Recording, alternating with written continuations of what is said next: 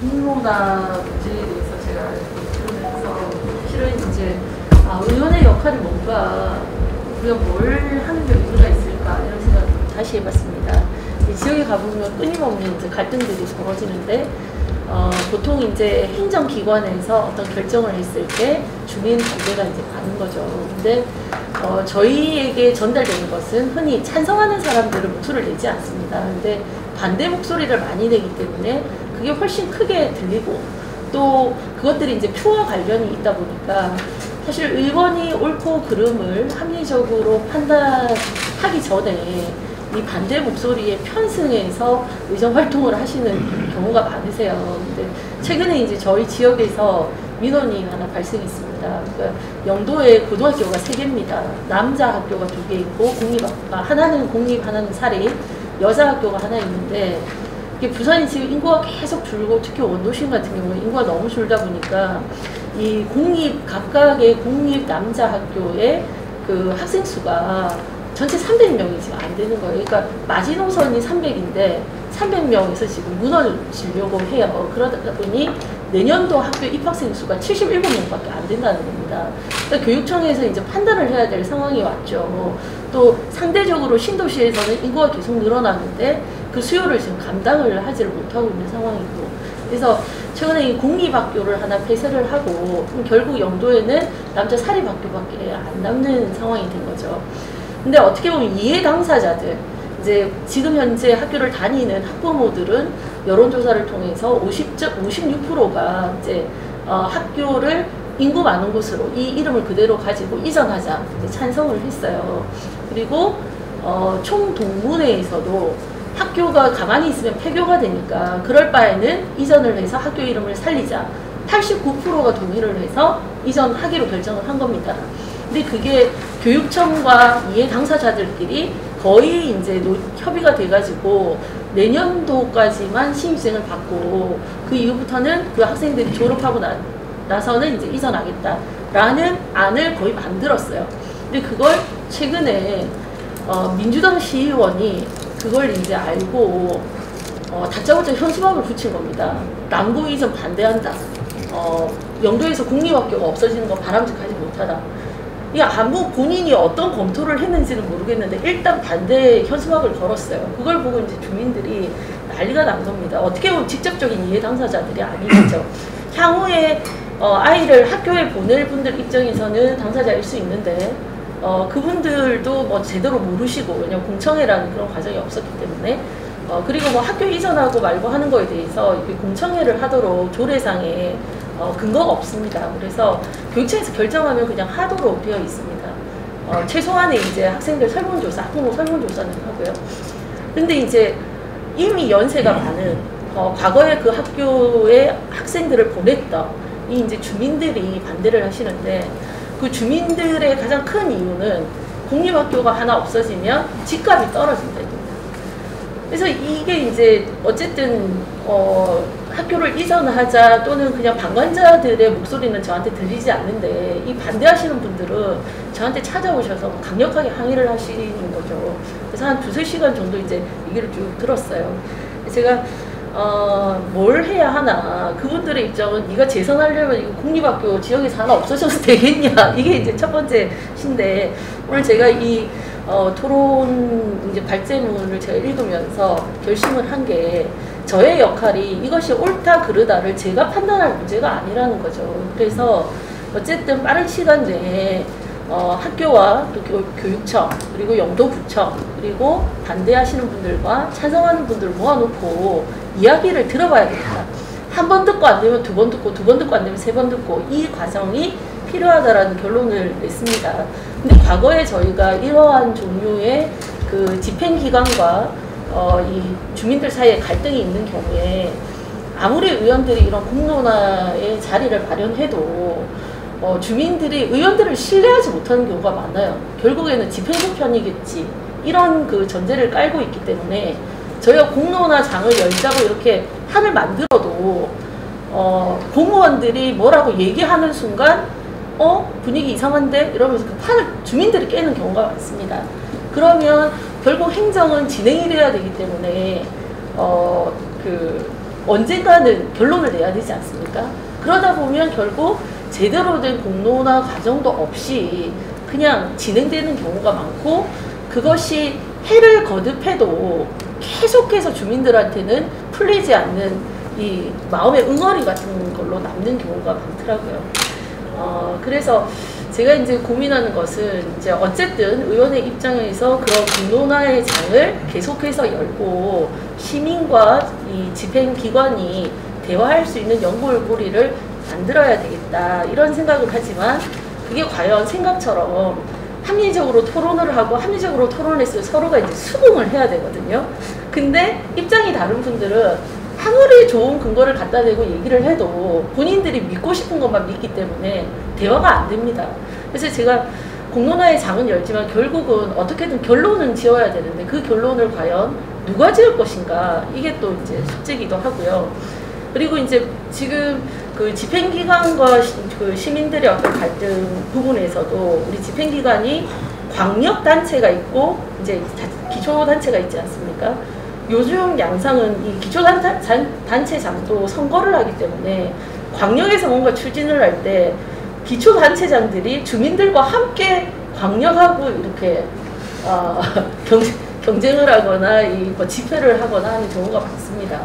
그걸 또 우리가 어떻게 해결을 해야 될지, 주민들 입장에서는 이게 완전한 뭐 지금 정부기관과 광역의 관계도 마찬가지지만 지방분권이 확실하게 되어져 있지 않은 상태에서 정부가 하는 일을 광역이 반대하고 광역이 하는 일을 기초가 반대하고 결국 이제 그 뿌리에는 반대하는 시민들이 계신데, 이 자치단체장들도 어떠한 입장에 서야 될지 그거에 대한 혼란들이 많은 것 같아요. 근데 결국 중요한 것은 이게 그 어떤 행정행위를 했을 때 그 이해 당사자와 또 직접적인 당사자는 아니지만 지금처럼 교육의 문제인데 이걸 직각과 연동해서 생각하는 또 일반적인 많은 시민들, 어떤 목소리가 더 중요한 것인가를 판단하는 것도 쉬운 일이 아닌 것 같습니다. 그래서 공론 앞으로 네, 그 사장님께 의견을 여쭙고 싶습니다. 네, 지금 아주 전형적인 관민 갈등이 굉장히 복잡한 거를 보내주셨는데, 하다못해 대학교에서 기숙사 짓는 것도 그렇습니다. 그럼 기숙사 질 때 거기 이제 원룸 비즈니스를 해야 되는 분들은 강력히 반대하고, 주민들도 이제 소음이 있다고 반대하는 경향도 있고, 그래서 구청장이나 서울시 이렇게 또 이 층에 따라 다르기 때문에 굉장히 조율하는 게 어렵더라고요. 네, 오늘 토론 감사하고요. 그러면 나머지 분들은 그냥 가나다 순으로 흘러가겠습니다. 김정 교수님.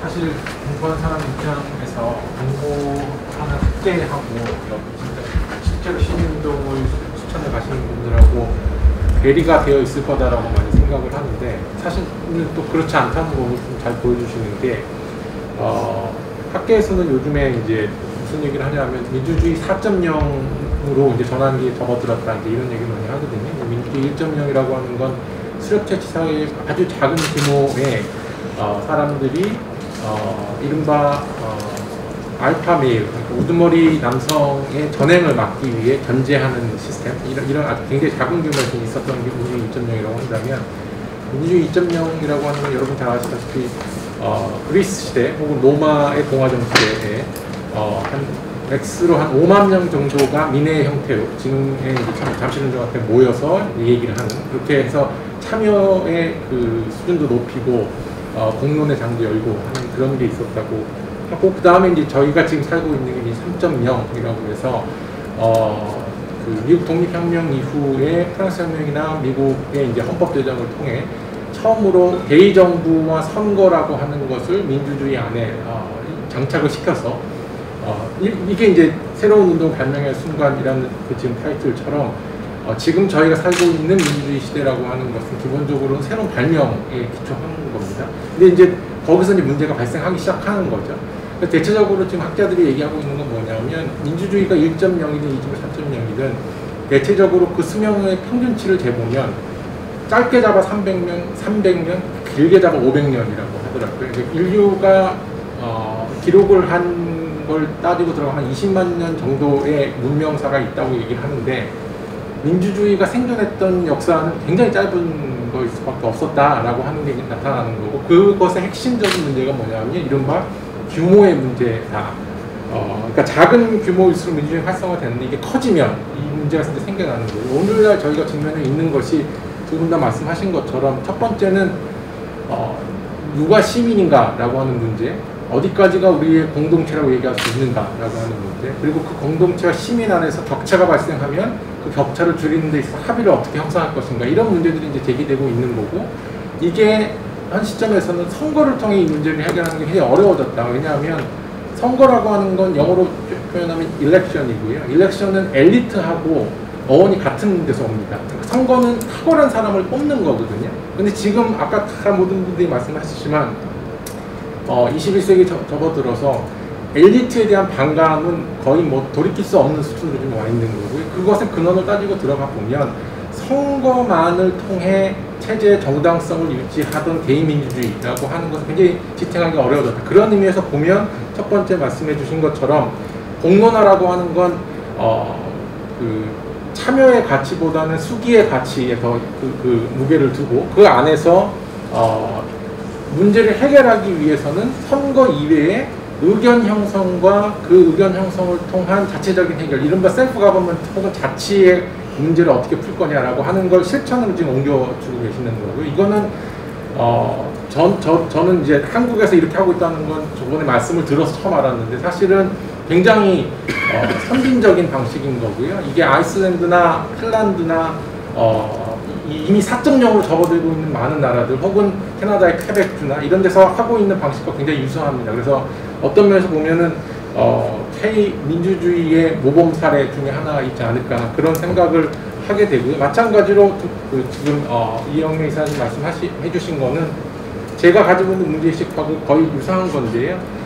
과연 이 반엘리트 의식 이것이 감정적으로 분노에 이르고 있는 이 시점에 과연 어떻게 민주주의를 다시 만들 수 있는지 저는 상당히 어렵다라는 입장인 거예요. 기본적으로는. 그러니까 어떤 형태로든 제가 가지고 있는 생각은 기존의 선거라는 제도를 통해 이미 구축된 세력들이 있고 이걸 기득권이라고 부를 수 있는데 저는 이걸 수성 세력이라고 부릅니다. 이 수성 세력을 어쨌든 각축을 통해 엎을 수 있는 창업 세력들이 선거 이외의 다른 경로를 통해 이제 만들어지고 하게 될 텐데요. 그 과정에서 굉장히 오랫동안 이 진화의 과정이 있겠습니다만 어쨌든 어떤 제도든지 간에 항상 그 제도의 성공의 뒷면에는 수성 세력이 출현하기 마련인 거고요. 그 수성 세력을 또 허물어뜨리는 어떤 창업 세력이라는 게 있을 수 있는데 지금 현 시점에서는 과연 어떻게 창업 세력이 수성 세력을 무너뜨릴 수 있는지는 저는 잘 모르겠고요.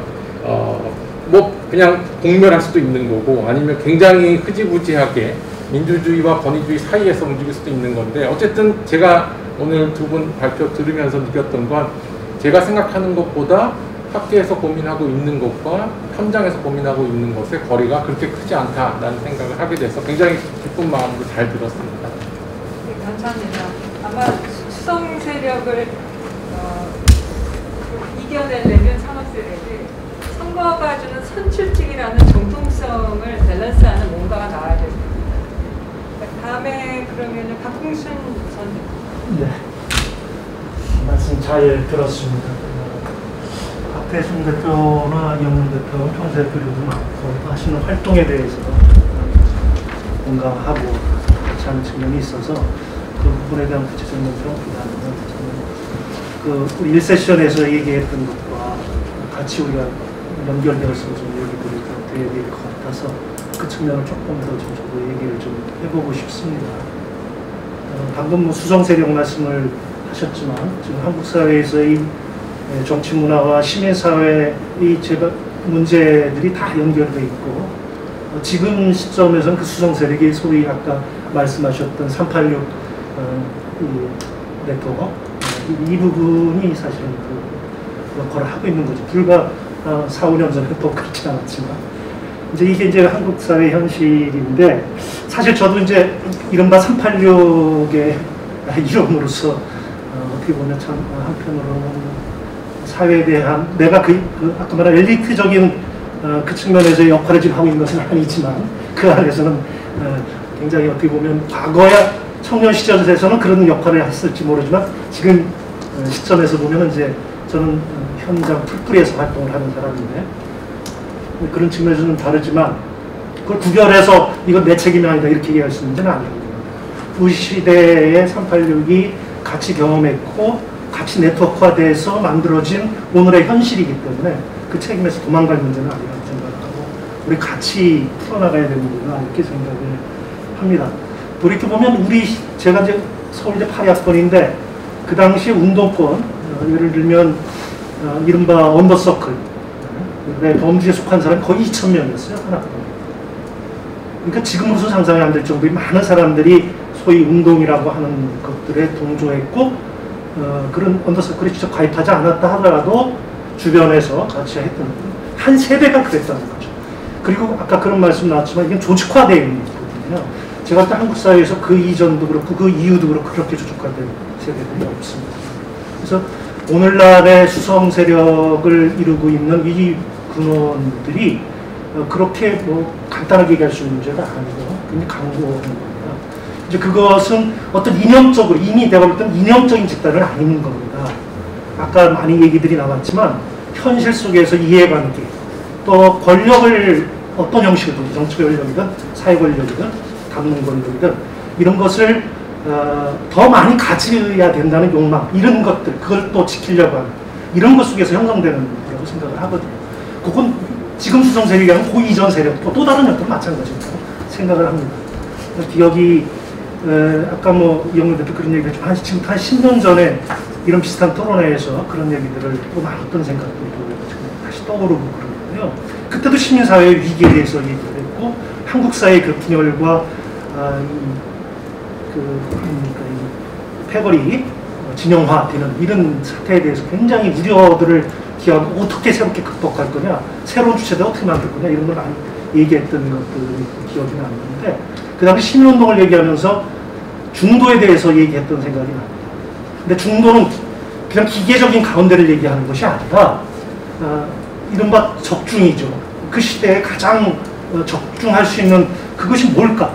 이런 거에 대한 고민이었다고 생각하고 그 당시 시민운동의 양상으로 볼 때 새롭게 가능성들 혹은 그런 것에 접근할 수 있는 뭔가를 찾았을 때 지금 공론화 하시는 거 있잖아요. 이런 것들 그런 걸 촉진해 줄 수 있는 담론 그 다음에 거버넌스 경계를 넘어서 협력할 수 있는 새로운 시각이 필요하지 않느냐 단순한 대결이 아니라 이런 문제들에 관한 고민들 그 다음에 풀뿌리로부터의 마을 만들기 저는 주로 그쪽에서 일을 했지만 마을 만들기부터 시작해서 시민들이 자기 생활 세계 속에서 직접 의제를 발굴하고 그걸 해결하는 과정에 주인으로 나서도록 도와주는 이런 운동을 해야 된다. 정치역에서는 매니페스토 운동 같은 거 이런 게 필요하지 않느냐. 그 다음에 시민이 사회라는 게 권익의 측면도 있지만 책무의 측면이 있기 때문에 에드보커시 운동을 그동안 많이 해왔다면 이제는 볼런티어 운동을 해야 되는 거 아니야. 이런 얘기들을 했던 기억이 납니다. 근데 이제 이미 그런 것들도 많이 좀 진행되고 뭐 실험들도 많이 됐지만 지금 시점에서 보면 그것도 굉장히 무용지물짓하게 좀 형용화되고 있는 이런 사태에 대해서 굉장히 당혹스럽다는 거죠. 그랬을 때 제 미래에 대해서 그러니까 아까 비관적인 말씀을 주셨지만 저도 한편은 참 비관적이거든요. 근데 다른 한편으로 보면 어떤 가능성을 찾을 수 있을까? DNA 아까 말씀하셨잖아요. DNA가 처음부터 태생적으로 그렇게 된 걸 바꾸기는 아까 386 얘기도 했지만 한 시대에 그게 공을 세웠지만 또 한 시대는 과로 이미 굳어져 버리기 시작하는 거죠. 그랬을 때 새로운 DNA를 어떻게 만들어야 되나 그것을 위한 기초와 토대를 지금 그래도 기성에 있는 사람들이 어떻게 만들어줄 거냐 저는 이제 그것이 지금 이 과제가 아닐까.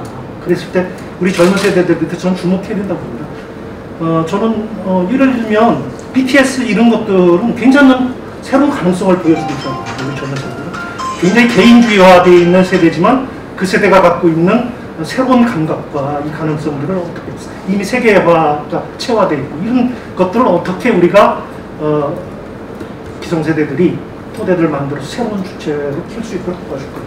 이런 게 현 시점에서 굉장히 중요하지 않을까 저는 그런 생각을 해보고 아까 그래서 말씀하셨던 그 어떤 자유로운 공적 개인들의 네트워크, 시민운동을 어떻게 백업하고 허브를 만들고 플랫폼을 만들 것이냐.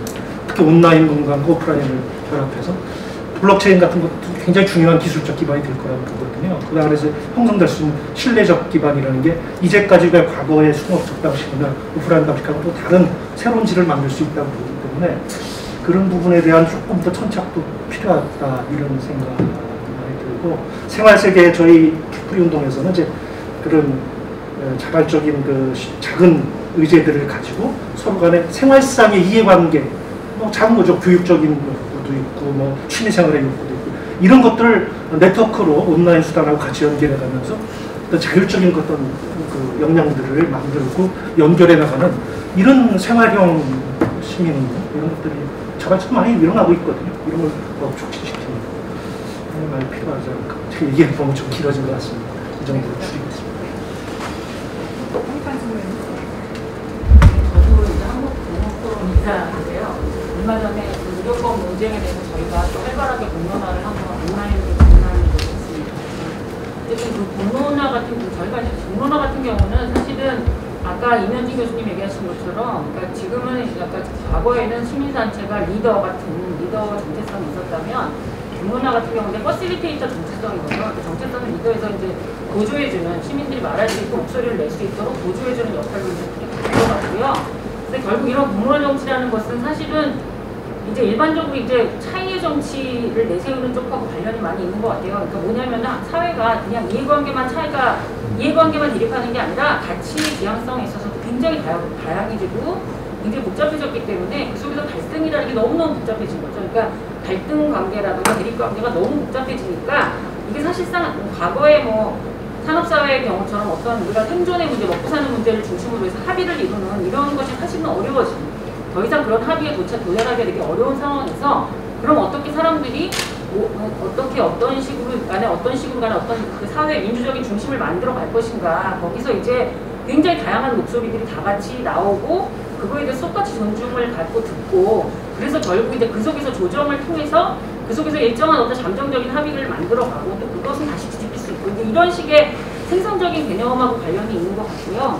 근데 이제 여기서 굉장히 한 가지 이제 문제는 뭐냐면은 이게 반드시, 그러니까 굉장히 민주주의 심화로 가는 얘기이긴 하는데, 이게 반드시 민주주의 심화로 가도록 정해져 있는 건 아니라는 거죠. 결정된 건 아니고, 왜냐면 이런 과정에서 너무 복잡해지기 때문에 이걸 다시 단순화시키고 싶어하는 욕구들이 생기니까, 그래서 백래시라던가 어떤 포퓰리즘이라던가 이런 것들이 생길 수밖에 없는 부분이 있는 거죠. 왜냐면은 굉장히 너무 복잡하고 막 이거 다 이해하는 것도 힘들고 나 당장 너무 급한데, 이러니까 굉장히 단순한 요소들 갖고 이렇게 해체해서 다시 재조립을 하면 거기서 이제 자신들만의 어떤 굉장히 아까도 말씀드린 편향성을 갖는 그런 이제 어떤 그런 장치, 그러니까 어떤 이념이라고 할까, 어떤 정념이라고 할까, 이런 것들이 생기는 거죠. 그래서 이제 그런 식으로 해서 사람들이 이렇게 분리가 되면서 또 사회가 굉장히 분리될 수 있는 가능성이 역시 있다. 그래서 제가 생각할 때는 양쪽 측면을 다 볼 필요가 있는데, 한국에 같은 경우는 아까 김정 교수님 말씀하신 것처럼 한국은 여전히 아직 굉장히 중산층이 좀 이렇게 좀 두터운 식으로 나타난다, 그런 말씀하신 저도 그거 좀 공감을 하는 게, 이번에 코로나19에 대한 대응 양식을 봐도 한국이 굉장히 잘 대응을 했던 것이, 그러니까 정치적으로는 굉장히 양극화되어 있는 상황이었고 대립이 굉장히 컸는데도 불구하고 코로나에 대응하는 방식이 굉장히 이렇게 결집이 잘 돼 있는 방식으로 보여줬거든요. 그러니까 저는 그래서 이것이 어떤 우리 지금 저희 공론화 과정을 통해서 공론화 포럼에서의 경험을 봐도 그렇고, 지금 20, 30대 기성세대, 특히 40, 50대 이런 경우, 40, 50대 이상 같은 경우는 어떤 공론화에 대한 민주적 참여에 대한 나의 목소리를 내고 싶고 남의 목소리를 듣고 싶다라는 그런 식의 욕구가 굉장히 큽니다. 굉장히 커서 이분들에게는 그야말로 정말 퍼실리테이터로서 공론장을 열어주고 서로 대화할 수 있게 해주고 그것이 어떤 일정한 것을 모일 수 있게 도와주는 것이 저는 굉장히 중요하다고 생각을 해요. 그런데 이제 20, 30대 밑으로 내려갈 경우에 사정이 좀 달라진다고 생각을 하는 것이, 20, 30대 밑으로 내려가면 여기서는 굉장히 어떤 뭐라고 그럴까, 극단적인 어떤 대립, 혐오적인 어떤 문화, 이런 것도 영향이 굉장히 큽니다. 그러니까 이건 이제 굉장히 그룹핑을 통해서 되게 다양하게 나타나죠. 어떤 경우는 아까 물꽃 추적단 같이처럼 굉장히 어떤 적극적으로 어떤 이렇게 굉장히 발전적인, 굉장히 긍정적인 역할을 하는 집단들이 있는가 하면, 또 일베나 뭐 이런 식으로 굉장히 또 혐오적이고 차별주의적인 걸 갖다 완전히 여태까지 도덕의 어떤 어떤 한계선까지 다 뚫고 나가면서 폐륜적인 방식으로까지 표현하는 그런 문화가 또 공존을 하거든요. 그래서 근데 이제 이런 젊은 이런 문화가 단순히 20, 30대의 문화가 아니라 10대에게 아주 굉장히 빠른 속도로 파급이 되고 있기 때문에 제가 생각할 때 이런 경우에는 우리가 공론, 퍼실리테이터로서 공론 현장을 열어주는 것만으로는 되는 게 아닌 거죠. 그렇게 될 경우에 어떤 아까 얘기했던 어떤 굉장히 포퓰리즘적이고 뭔가 혐오주의적인 방식으로 나갈 가능성을 배제할 수 없다. 그러니까 이런 경우에는 민주적인 시민으로서의 어떤 자율적 판단 능력을 가질 수 있도록 교육을 하는 필요가 있다. 그런 생각이 들고요. 그래서 저는 한국에서 교육의 문제가 계속해서 학교, 대학 입시의 문제로만 계속 축소되고 있는 부분이 있는데 민주시민을 키워내고 어떻게 자기 목소리를 얘기할 수 있고 자기의 목소리를 생성시킬 수 있고 다른 사람하고 대화하는 방법을 익히고 그래서 그 대화 속에서 뭔가 새로운 것을 만들어낼 수 있는 걸 익히고 이런 것들을 젊은 사람들한테 좀 교육할 필요가 있다. 그런 생각이 듭니다. 그래서 그런 말씀을 드리고 싶고요. 그다음에 또 중요한 것은 아까 여기서 공정성 개념이 많이 나왔어요. 공정한 절차, 뭐 공정성 이런 얘기 많이 나왔어요. 20, 30대 지금 화두가 공정성인데 사실 이번에 그 의료법 논쟁에서도 공정성 개념이 굉장히 중요하게 등장을 했고 인천국제공항 사건에서도 사태에서도 굉장히 공정성 개념이 중요하게 등장을 해서 공정성 개념이 일정하게 굉장히 고수화되고 있는 그런 것들 흐름도 있고 여러 가지가 있습니다. 그런데 그러니까 이런 공정성이라는 거에서 제가 20, 30대들하고 이렇게 대화를 해보면 그러니까 제가 인터뷰를 좀 해봤거든요. 인터뷰 조사를 해보면 20, 30대가 공정성에 대해서 가장 크게 요구하는 건 처벌이에요. 확실한 처벌. 잘못했을 때 제발 확실하게 처벌해라. 그러니까 처벌이 안 됐기 때문에 믿지를 못하는 거예요. 신뢰가 안 되고 그냥 공정성이라는 게 그냥 그룹핑식의 어떤 서로 너나 나나 이게 공정한 거다라는 식의 어떤 개념정의 투쟁? 개념정의 대립? 그러니까 이런 식으로 나온다는 거죠. 그러니까 누구든지 다 자기가 얘기할 때 공정성이라는 걸 통해서 그걸 정당화시키려고 하는 근데 내용은 다 다르고 그러니까 이런 게 그러니까 뭔가 이건 공정성이라는 게 굉장히 중요하다는 걸 모든 사람이 인식하고 있는데 실질적으로 공정성이 위배됐을 때 처벌이라는 게 전혀 이루어지지 않는다는 걸 알고 있기 때문에 그렇기 때문에 공정성에 대한 기대가 높으면서 공정성으로 자기 방식대로 그게 굉장히 뒤틀려서 왜곡하는 그런 것들이 나타난다는 거죠. 그래서 이제 이런 문제들은 우리가 단순히 어떤 캠페인이라든가 내부의 정화 작업만으로 되는 건 아니고 실질적으로 어떤 처벌이라든가 이런 것들 의원님들 좀 이렇게 좀 해주시면 좋겠다는 생각이 들고요. 그 다음에 아까 이제 그것도 너무 기나요? 네, 조금 정리. 네. 그 다음에 이제 아까 그 네트워크 권력의 문제에 대해서도 말씀하셨는데 여기서도 말씀하셨던 것처럼 네트워크 권력은 사실 한국에서 386 세대만의 문제는 아니고 사실은 한국 옛날 90년대까지는 연줄망이라고 했어요. 연줄망 세력이라고 했는데 이제 요새는 네트워크라고 해서 굉장히 중립적인 용어를 쓰는데 그러니까 무슨 말이냐면은 386 세대가 연줄망을 비판하면서 그 속에 들어가는 자기네들 똑같이 하는 거예요. 그러니까 네트워킹이 된 거죠, 이제는. 중립적인 개념으로. 근데 이런 문제에서 이게 다 뭐냐면은 젊은 사람들이 얘기하는 꼰대 문화인 거죠. 다 자기들끼리 패거리로 해가지고 그 속에서 맞다고 얘기하면 다 그냥 그렇게 되는 거가 쭉 이어져 온 거예요, 계속. 지금까지. 어떤 세대적 변화 없으니까 민주화 세대도 여기서는 단절을 전혀 이뤄내지 못했기 때문에 같이 꼰대가 되는 거죠. 그러니까 이런 거에 대한 것이 굉장히 젊은 사람들이 아까 말씀하셨던 것처럼 그린피스나 이런 식의 구제 조직으로는 자원하면서 동네에 있는 이 한국에 있는 이런 시민단체 지원 안 한다. 그 속에 꼰대 문화가 싫은 거죠. 그런 것도 있거든요. 자본의 문제들이 있지만 그 문화가 싫은 것도 있어요. 그러니까 그런 식의 것들, 그러니까 어떤 네트워킹이라던가 이런 거 중심에서 개인들의 목소리를 실질적으로 들어주고 목소리가 나오게 하고 목소리에 대해서 존엄성을 부여해주는 이런 식의 분위기로 좀 바뀔 필요가 있지 않나.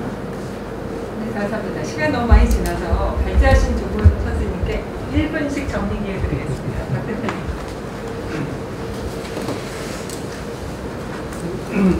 결국은 그 수통 권력이라고 하는 거는 이게 법적인 강제력이 있는 것도 아니고 결국은 그 절차적인 공정성과 대응의 탁월성을 가지고 확보할 수밖에 없다라고 하는 것이고 그런 점에서 이제 그 과정을 어떻게 슬기롭게 만들어가느냐에 의해 의존할 수밖에 없는 거죠. 불완전한 구조도. 그 다음에 이제 아까 말씀하신 것처럼 굉장히 중요한 게 그 다양성과 차이와 합의의 수준을 잘 정리하는 것이 대단히 중요합니다. 따라서 그 서구경남 공공의료가 성공할 수 있었던 것, 그 내부의 갈등을 해결하면서 사회 통합적인 결론을 도출할 수 있었던 것은 그 합의 수준과 의제를 구체화할 수 있었다라고 하는 거거든요. 근데 그거는 절차를 어떻게 할 것인지에 대한 굉장히 진한 논의를 통해서 형성해낸 거거든요. 그 부분을.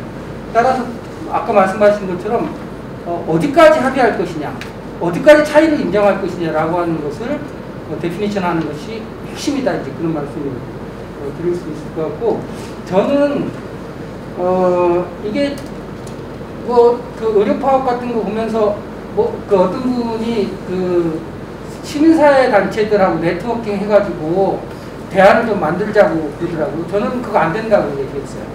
단체 베이스로는 동일성에 기반해가지고는 우리 사회는 합의안을 만들지 못합니다. 자기 정체성을 그 강조하기 때문에. 따라서 각자가 갖고 있는 그 역량을 기반으로 해가지고 자율적인 사람들이 모여서 논의를 함으로써 그 정당성을 바탕으로 사회적인 소통 그 권력을 형성하는 방식으로 갈 수밖에 없다. 그런 말씀을 드리겠습니다. 좋은 말씀인 것 같아요. 정체성을 좀 버리면 훨씬 소통하기 수월할 것 같아요. 이영경 이사님. 예, 그 말씀 다 들었고요. 그 말씀을 저는 이제 그러니까 어쨌든 민주주의 진화 문제로 저는 크게 보고 싶은데, 그랬을 때 제도 관련해서 이해하는 권력의 문제라 보고요. 그 좋은 방향은 어쨌든 좋은 정치권보다도 제도 정치가 권력을 이렇게 축소해 가는 것, 그리고 공동체 전체의 정치 역량을 키워가는 것이고, 꼭 정치뿐만 아니라 일반적인 의미에서 제도화하는 그 제도화하는 권력들을 축소해 나가고 공동체 영향 확대해 가는 것이 좋은 방향이 된다. 이렇게 말하면 이제 정권과 정치 쪽으로 가는 게 가장 중요한 흐름이다. 이렇게 시민사회 내에서조차도 그렇다. 말씀드리고, 그 다음에 중요한 게 자꾸 이제 우리가 문화로서 민주주의 측면 더 많이 들여다봐야 된다는 생각이 드는데요. 그러니까 그게 자꾸 이제 우리 한국 사회에서 특히 80년대 거치면서 민주주의 문제가 자꾸 이제 권력의 문제, 그런 정치 문제로 가는데, 사실 그 궁극적인 이유는 우리가 삶의 문제인 거잖아요. 달리 말하면 그런 의미에서는 민주주의는 결국 삶의 양식의 문제고, 삶의 다양성의 문제다 결국. 그러면서 각자가 자기 실현의 문제다 이렇게 저는 보고 싶다 보는데, 그렇게 말하면은 저는 이제 그 민주주의의 그 문화의 측면을 더 많이 얘기해야 되고, 그런 의미에서 이제 그 민주주의 휴머니즘을 이렇게 보는데, 그 맥락의 핵심이 어떤 삶의 다양성, 삶의 다양성이었는데, 이런 식으로 자꾸 고민하는, 예를 들면 딱 이렇게 표현하고 싶은데요. 항상 이 수많은 얘기를 해도, 예를 들면은 우리가 딱 가문의 영광, 뭐가 된 가문의 영광, 이게 존재하는 한 내가 권력의 문제들을 쉽게 해결 안 된다. 국회의원 가문의 영광, 예를 들면 제가 고시패스한 가문의 영광, 이런 식의 직장인 가문의 영광 다 이 삶의 다양성 존재되지는 않는 한 쉽지 않다. 민주주의 문제에 지나가 쉽지 않다. 그런 부분에 특히 시민사는 더 많이 좀 침착하고 스스로도 돌아볼 때 그 지점에서 많이 돌아야 됩니다. 네. 이쪽으로 있으면 1분만 더. 예, 저는 박하선 대표님 그 사례를 보면서 들었던 생각이, 제가 몇 년 전에 독일 슈투트가르트에 가서 시민정치 하는 사례들을 오랫동안 취재를 하고 왔는데, 그걸 통해서 말씀드리고 싶은 거는 시민운동이 시민교육과 시민정치로 함께 가야 된다는 생각을 했어요. 제가 봤던 사례는 뭐였냐면, 그 슈트가르트에서 이제 중앙역, 오래된 중앙역이 있는데 이거를 지하화를 하는 문제를 놓고, 이 지하화를 하게 되면 우리 서울로 치면 남산을 뚫어야 되는 거예요. 그걸 갖다가 주민들이 의견이 반으로 갈리고 시민단체, 정치권의 의견들이 반으로 갈렸는데, 이걸 어떻게 해결하는가를 제가 유심히 살펴봤는데, 공론장이라는 게 형성이 된 거예요. 공론장이라는 게 뭐냐? 떠들고 나서 끝나면 아무 소용이 없어요. 떠든 내용이 현실 정치로 반영이 돼야 되는데, 그럼 그 슈투트가르트에서 어떻게 이걸 반영했냐면, 먼저 시민교육을 합니다. 시민교육을 해서 하는 내용은 뭐냐면, 시민교육이라는 게 뭐 루소와 로크를 가르치는 게 아니라 자기들이 직면한 문제, 그 중앙역을 지하화할 거냐 말 거냐를 가지고 직접 시민들이 참여해서 이쪽 전문가들을 부르고 이쪽 전문가들을 불러서, 혹은 시민단체 불러서 얘기를 듣고, 그리고 얘기를 듣고 자기들끼리 토론을 하고. 근데 재밌는 거는 토론을 하는데 뭐 이런 토론은 아니고요. 뭐 한 200~300명이 뭐 펍 같은 데 모여가지고 맥주 마시면서 이렇게 토론을 하는데, 그게 몇 시간씩 해요. 근데 그 토론 자리에는 재밌는 게, 그 시의 의원들이나 아니면 어떤 경우 중요한 경우는 시장이 직접 참석을 합니다. 그리고 그렇게 토론된 내용이, 공론으로 형성된 내용이 실제로 정치에 반영이 되고, 그럼 그때 시민단체가 하는 역할은 무엇이냐? 퍼실리테이터 역할을 한다는 거예요. 그렇게 해서 운동과 교육과 정치가 함께 가더라. 그리고 어떤 그것과 똑같지는 않지만 이제 그와 비슷한 사례를 이제 대표님께서 오늘 말씀하신 발표에 있던 것 같아서 이런 것들이 좀 더 확산이 됐으면 좋겠다. 이제 마치겠습니다. 네, 오늘 좋은 말씀 감사합니다. 하여튼 우리가 두 세션에 걸쳐서 변화하는 시민, 또 시민운동, 그 환경 변화인데 어떻게 새로운 시민운동을 만들어낼 것이냐 갖고 의견들을 많이 나눴는데요.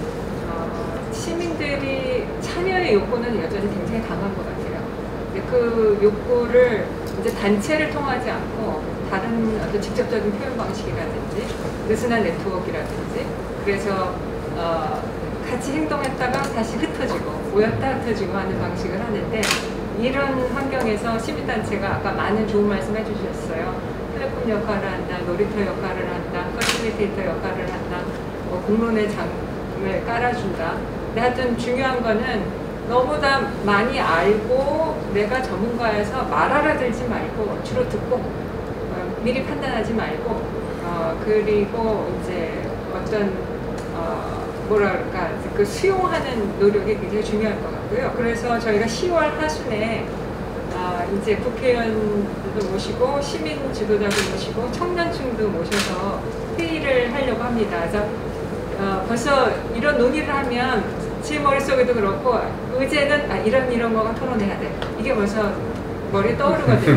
그래서 이제 제가 이제 오늘 뭘 토론할 거냐를 갖고 가볍게 취지 있는 목적을 썼어요. 많이들 공감하실 거예요. 근데 이런 게 의미가 있을까 그런 생각을 해서 청년들한테 너희들이 의제를 한번 던져봐라. 그러면 소위 엘리트라고 저희가 엘리트인지 잘 모르겠습니다만 뭐 교수니 국회의원이니 시민 지도자들이 답하게끔 해보시오. 그런 포럼에서 지금 준비 중이니까 제가 이제 청년들하고 소통하면서 좋은 질문을 찾아내고 10월 하순에 다시 모시도록 하겠습니다. 오늘 적으시는 참여해 주셔서 대단히 감사합니다. 감사합니다. 고맙습니다.